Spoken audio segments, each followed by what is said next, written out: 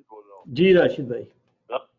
سوال یہ ہے کہ عمر کا تقریباً 70-75 سال سے دیکھتے آ رہے ہیں کہ مسجد نبوی، خانہ کعبہ اور یہ تبلیغی جماعت کے بڑے بڑے اجتماع، ہر جگہ دعائیں ہوتی ہیں فلسطین کشمیر کے لیے.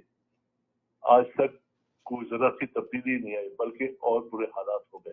یہ دعائیں قبول کیوں نہیں ہوتی ہیں؟ بہت شکریہ. دعائیں قبول کیوں نہیں ہوتی؟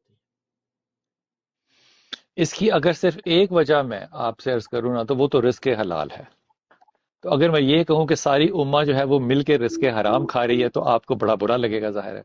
برا تو جب لگے. نظام ہی سود کا ہو تو پھر دعاؤں کی قبولیت کا انتظام کیا ہو سکتا ہے؟ جب حرام کھانے میں علماء کے فتوے اس طرح سے شامل ہو جائیں کہ اسلامی بینکاری کی ایجاد ہو جائے تو پھر آپ کی دعائیں کہاں قبول ہوں گی؟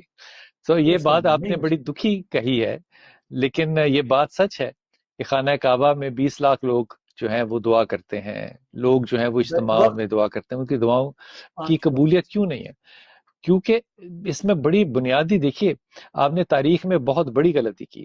آپ نے عقائد کو پابندی کے ساتھ لوگوں کو سکھانے کے لیے مولوی کا انسٹیٹیوشن اسلام میں کوئی نہیں ہے.